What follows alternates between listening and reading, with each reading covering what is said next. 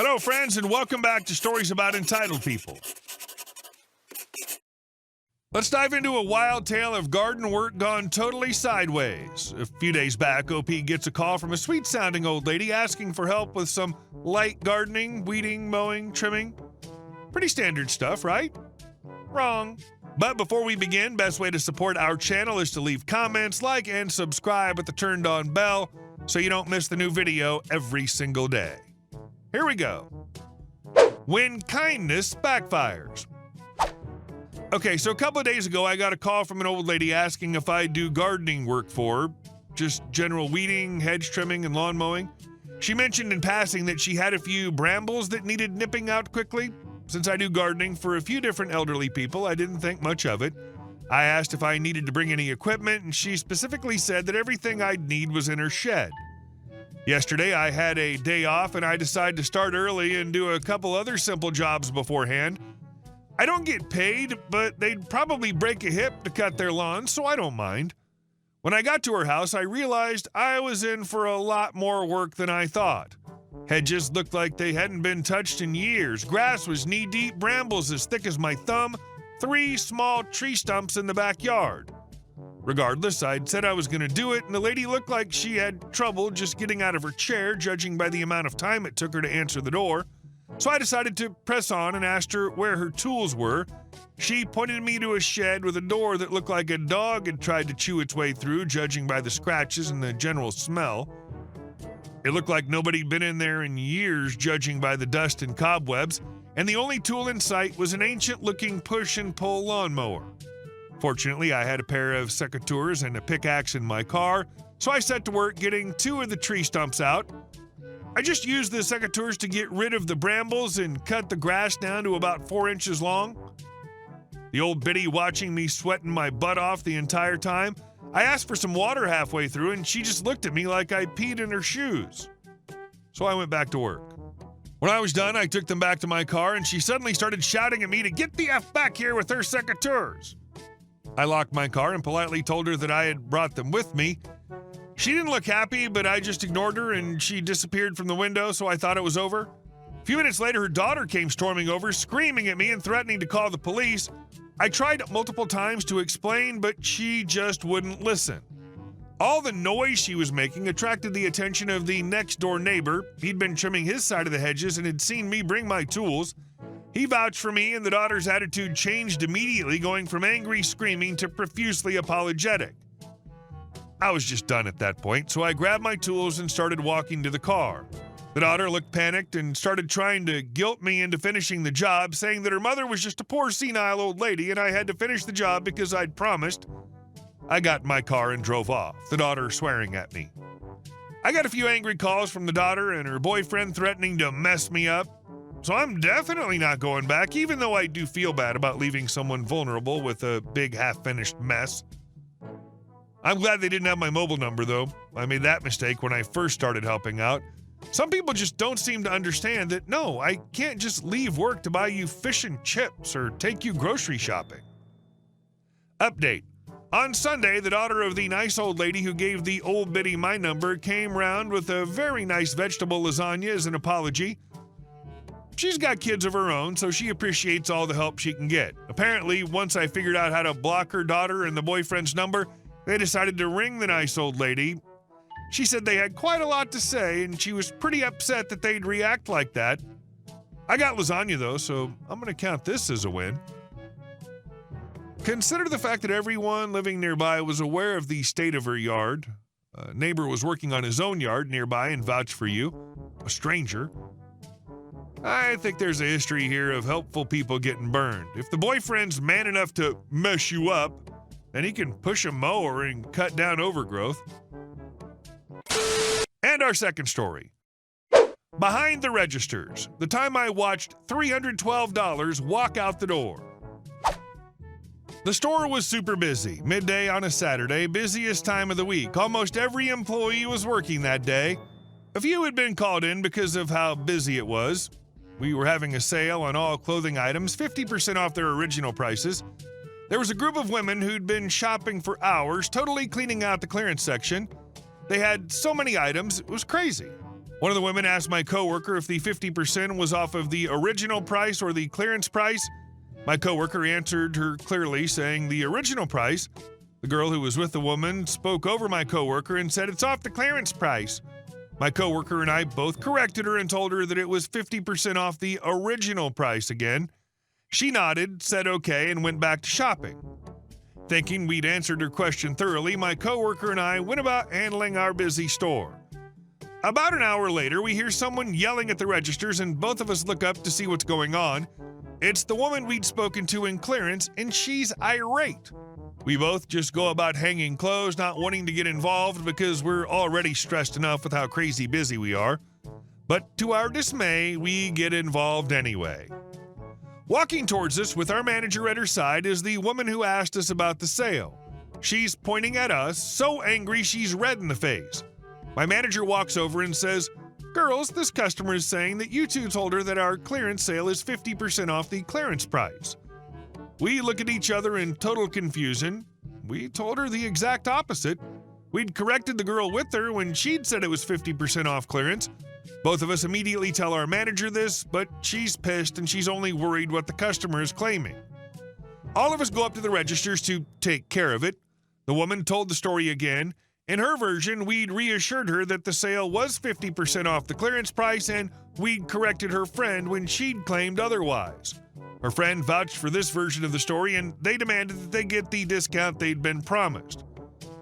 For some reason, my manager gave in, claiming to the customer to believe their story over ours. She told the customer that we'd probably misunderstood her question, but that in the end, we'd been in the wrong. As the transaction was completed, my coworker and I were made to stand behind the registers. We felt like we'd been totally put on the spot. The women were glaring at us over the counter, and they snickered at us when my manager decided to give them their discount. It was super unfair, especially when we'd given her the correct answer in the first place. Let me just get all the details straight before I tell you how much money these women got off their purchase. The sale our store had going on was 50% off all clothing items. The clothes in the clearance section had already been marked down from their original prices by 50%. They were already on sale. The promotion our store was having extended that sale to all other clothing items. If you read the fine print, it's obvious. It was written like this: 50% off all clothing items, original prices. So all in all, this woman and her friends got off with the marked down clearance prices, which were already 50% off the original prices, 50% off the marked down prices, and an additional 30% for the inconvenience. So here's an example of how this discount worked. Most of our clearance tops were $16. Half of 16 is $8. 30% off of 8 is $5.60. This woman had at least 30 tops. 16 by 30 is $480. She got 50% off of that and an additional 30%, which means that this woman literally paid $168 for a transaction that should have cost her almost $500. It's like she robbed the store of $312. It totally blows my mind that she got $312 worth of free stuff. But hey, the customer's always right, folks. I hope the manager gets reamed by his or her manager when someone starts checking the numbers. So, you gave away hundreds of dollars worth of product? So, you basically stole several $100s from us. Security will be escorting you out. And our next story. The provided lunch is for those who work through lunch only. You got it. The company I work for, and specifically the team I used to belong to, was one team of a department of like 60 operations people, and twice a month we had peak days, which were just high volume and crazy. To help on these days, one day the management team decides to start buying the department lunch on these days so we can work through our lunch and not have to worry about food. Now, please keep in the back of your mind that this is enough food for the 60 staffers and the 20 or so managers and supervisors. Now, this goes on for about 3 months, and we work through our lunch and always finish the work and put in our OT, no issues.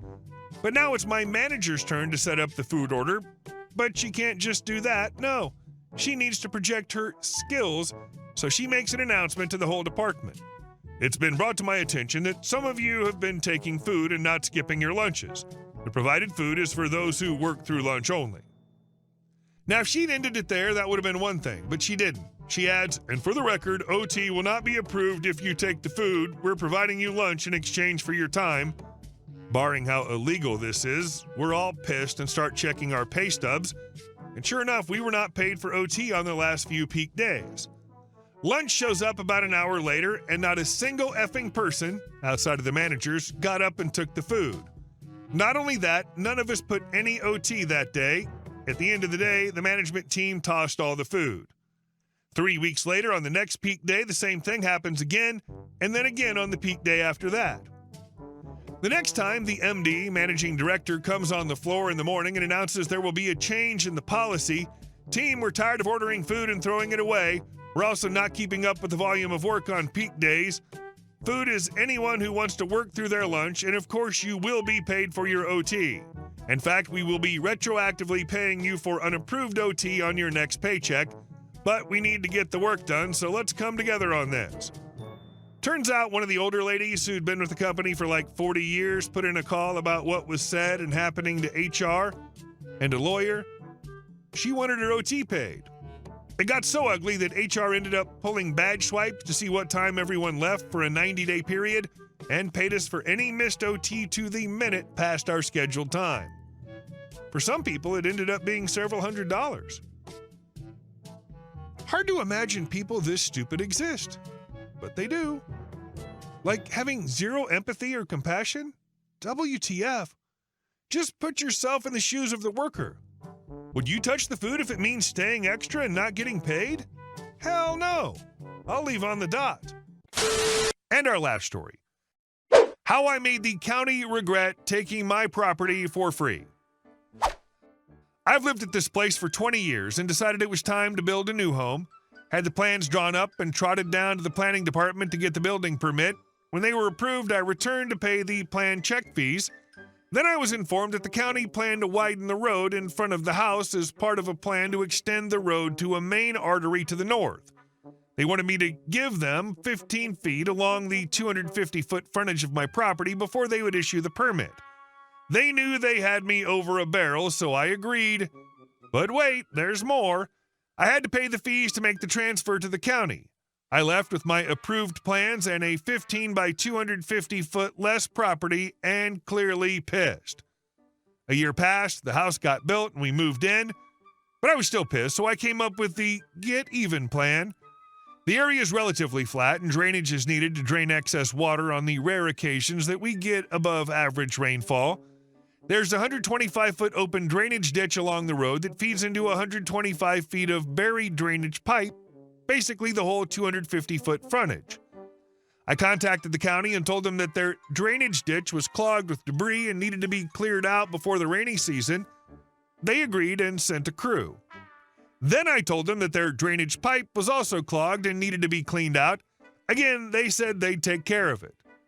To their credit, the county road crew showed up with a backhoe, dump truck, and the crew. The ditch was pretty straightforward and soon was cleaned up. But the foreman took one look at the pipe and said it was too far gone and would have to be replaced. Gee, owning property can be a bee. So they dug it all up, including 2 driveways, installed 125 feet of 18-inch corrugated drain pipe, and replaced 2 driveways. I thank them for being good neighbors, taking good care of their property. The whole project lasted a week, so the cost was not insignificant. Another year goes by and I get a letter from the county. They've changed their mind and won't be extending the road after all and want to give my property back. Of course, I'd have to pay all of the fees again. Oh well, I did get a new drain line and a newly paved driveway out of the deal. Most of the opinions are just that, opinions. I'm the only one that has the actual documentation, my Pearl Harbor file in case I proceeded with a lawsuit. This has certainly been entertaining. Hey guys, thank you all for watching the video. I'll see you in the next one.